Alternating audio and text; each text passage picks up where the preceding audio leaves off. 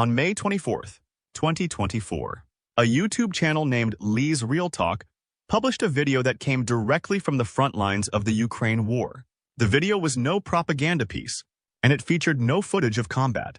Instead, it was a simple video, shot using a cell phone, that featured a man talking about the brutality he had seen in the war after serving for just a handful of months.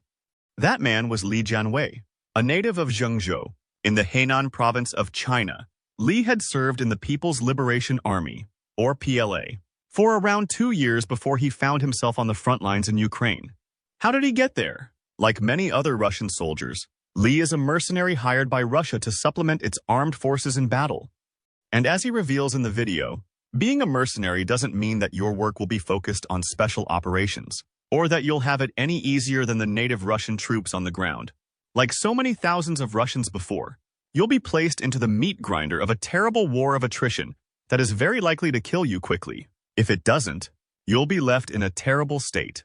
So what can we learn from Li Jianwei and his experiences on the battlefield? The simple answer? The Ukraine war is brutal for all soldiers on the ground. But first, a little about the mercenaries that Russia is bringing into the fold. The use of mercenaries is nothing new to Russia. It has several paramilitary groups already, each of which fights for money and is generally in support of Russia's objectives. Perhaps the most famous of these is the Wagner Group, the paramilitary force that Russia deploys all over the world. But there are others. Redoute, for instance, was one of the first groups to enter Ukraine and played a role in the initial invasion back in February 2024. There is also the Don Brigade, which has links to Redoute and is listed in Russia's Ready Reserve system of fighters. The point is simple. It's already well known that Russia is using mercenaries. However, the emergence of Li Jianwei's video shows that it's looking further afield to find these mercenaries. It's typical paramilitary groups, though not official parts of the Russian military, were at least Russian in origin. With the introduction of Chinese mercenaries, Russian President Vladimir Putin is showing a willingness to involve anybody willing to fight for his side for money, as well as potentially using mercenary groups to delay what would likely be an unpopular, Russia-wide mobilization to take Ukraine. But back to Li Jianwei.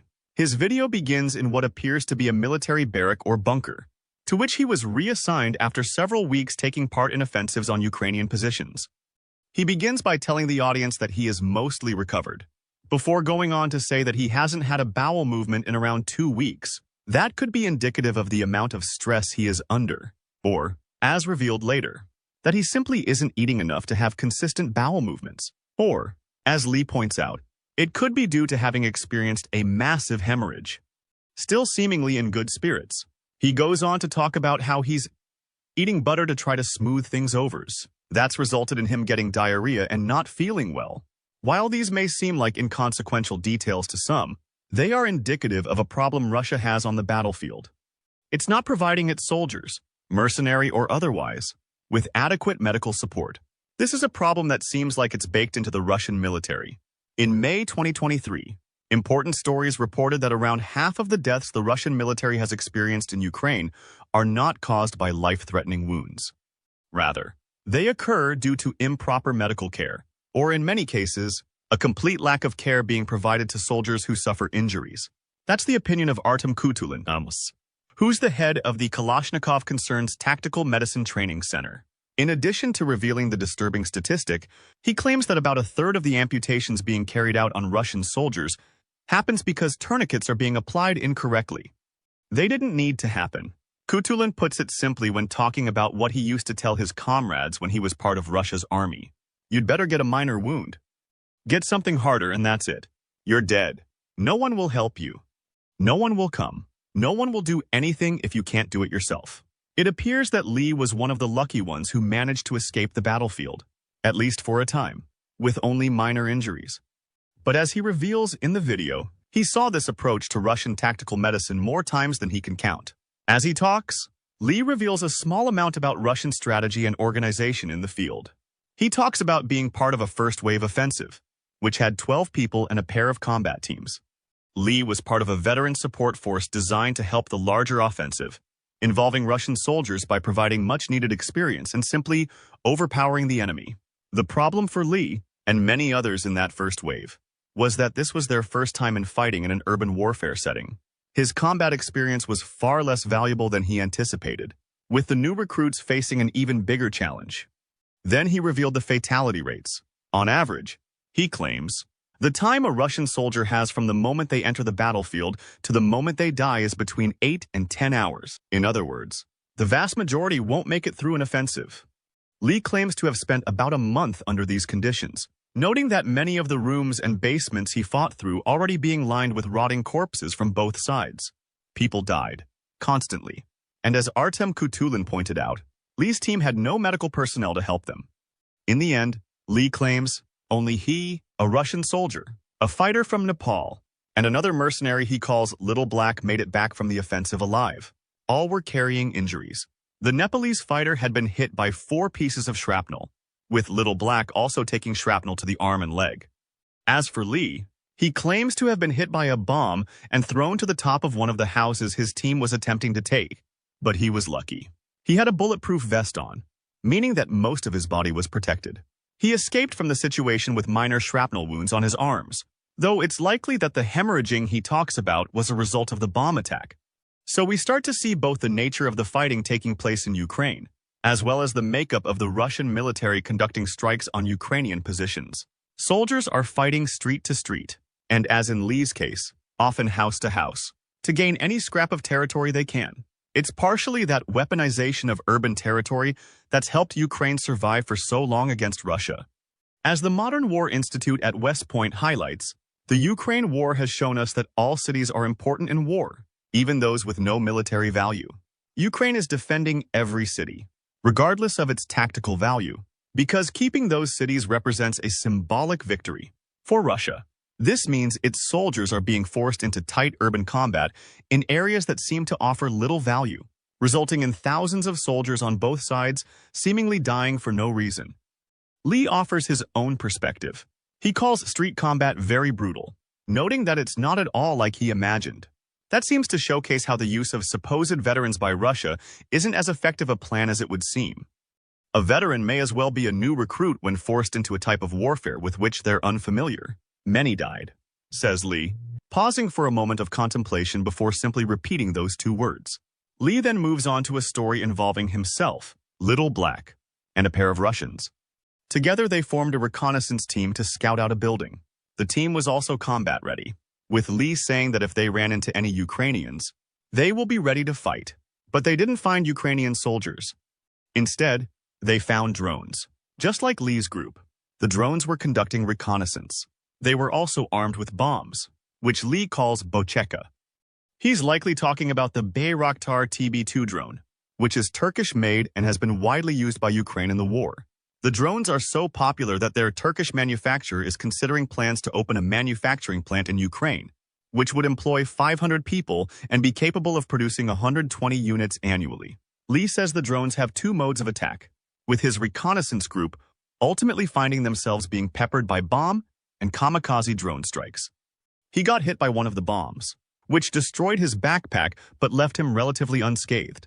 The mercenaries' comments are indicative of the fact that the Ukraine war is unlike any other in terms of how it's being fought. Drones aren't new on the battlefield. They've been used by the US military for well over a decade, primarily with reconnaissance in mind. However, as the Atlantic Council points out, the Ukraine war is the first major conflict in which drone usage has taken center stage. Russia is using Shahed drones built by Iranian manufacturers to try and capture cities, while Ukraine is using the previously mentioned Bayraktar drones to fight back. First-person view or FPV drones have become remarkably common.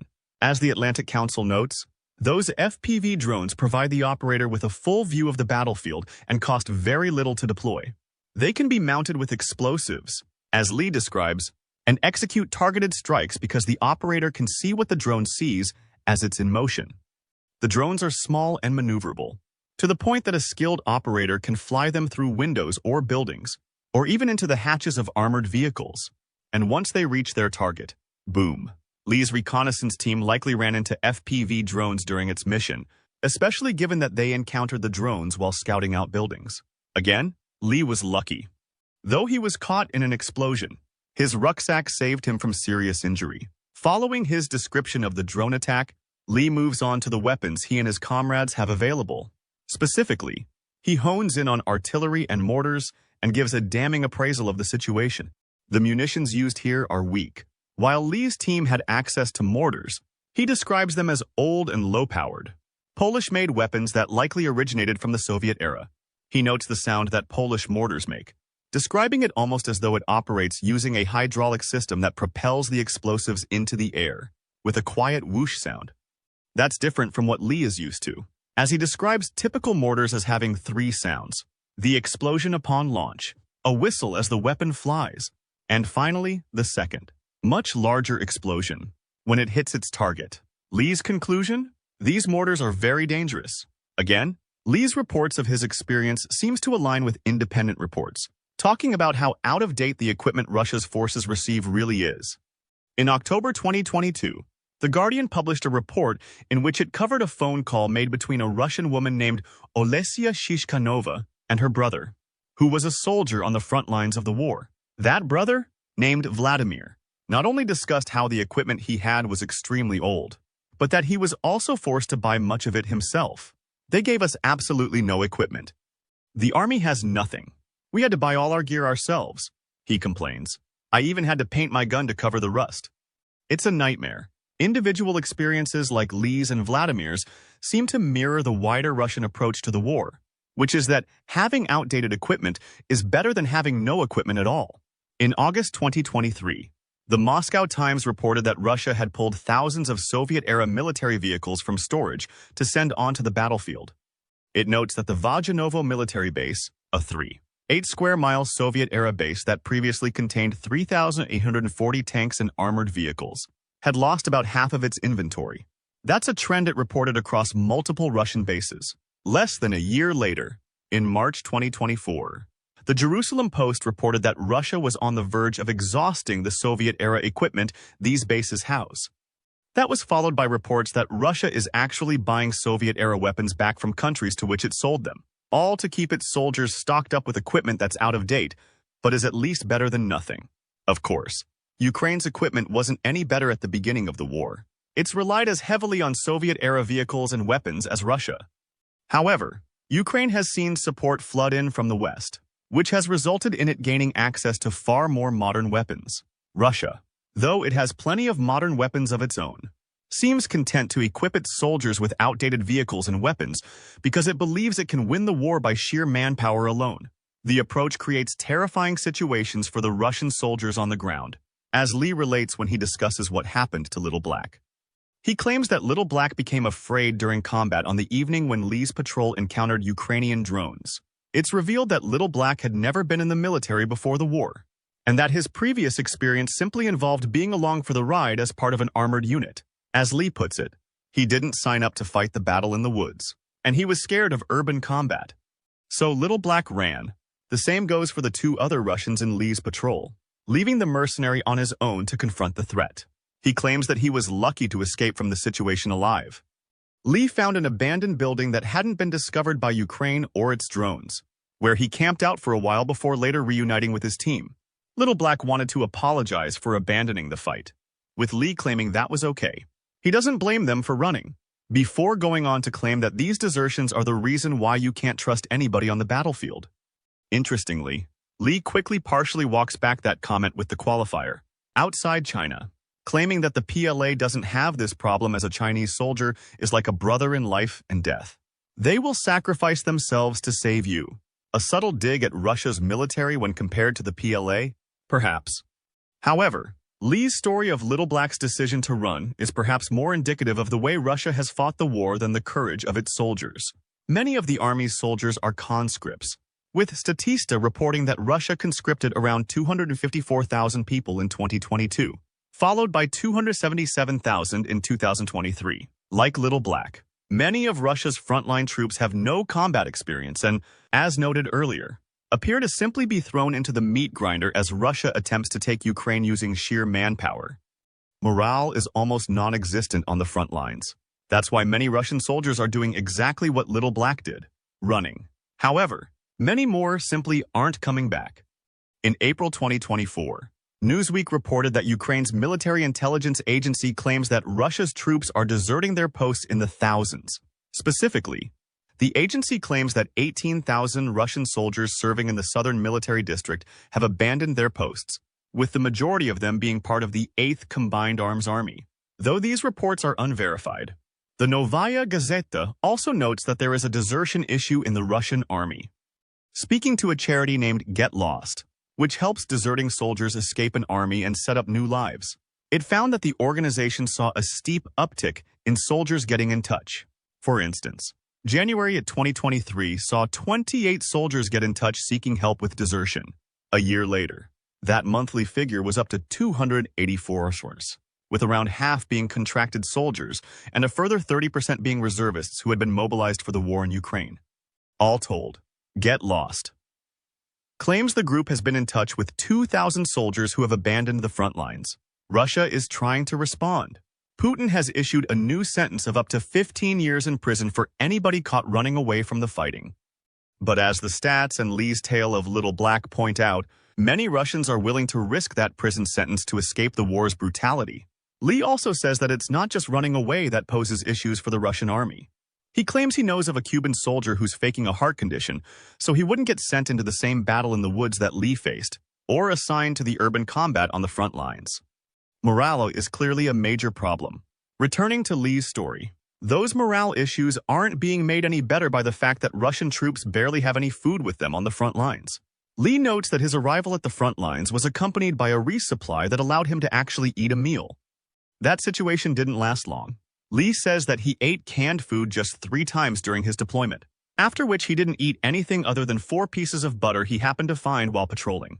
There's a sad tinge to this aspect of the video, with Li looking almost wistful as he talks about how he once ate 2 cans of food, one containing beef and the other chicken, after talking about the lack of food on the front.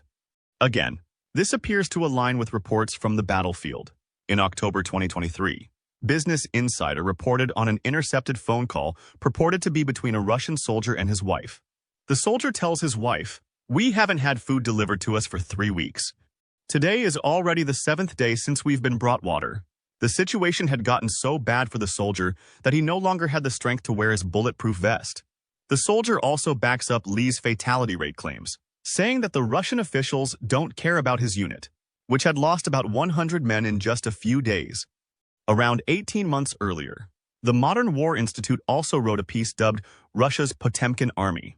It noted that the meals, ready to eat, or MRE rations issued to the Russian troops as part of the initial invasion in February 2022, contained rations that had supposedly expired in 2015. The situation was so bad, the Institute claims that Russia had to request up-to-date MREs from China to supplement its troops.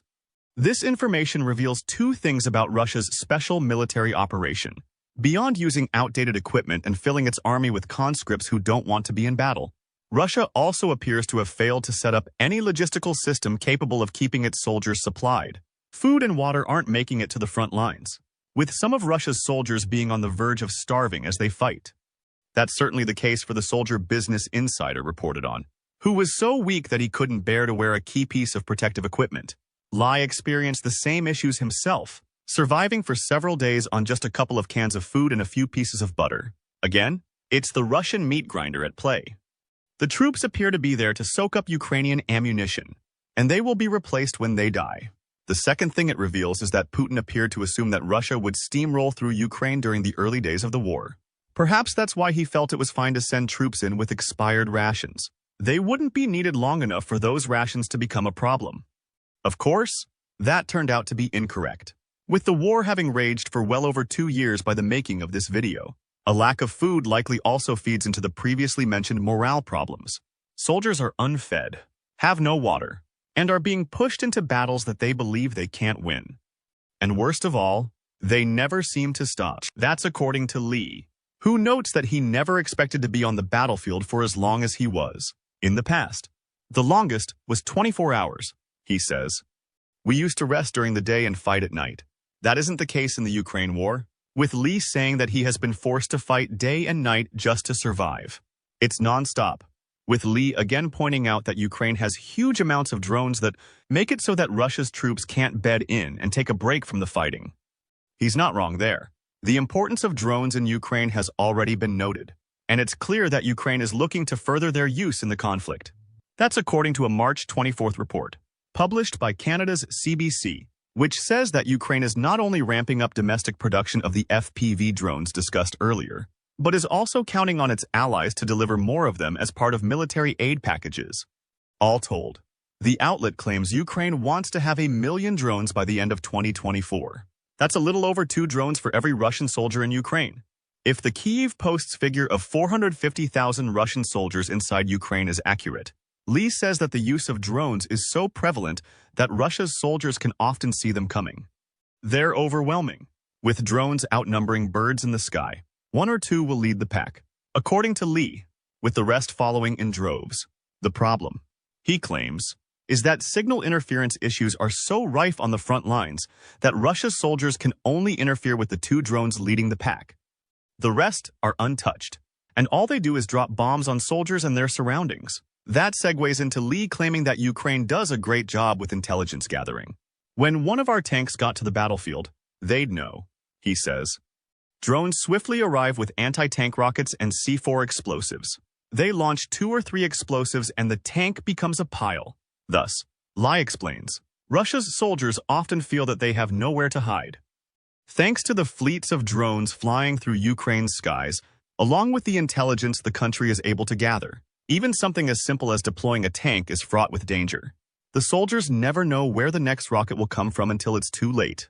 Combine that with street combat, for which most Russian soldiers are unprepared, and you get a terrifying situation. Ruthlessness exists on both sides, Li claims, with that approach being necessary. Neither can afford to let the other side care for its wounded or gain a foothold during an assault. You have nowhere to hide, Li exclaims.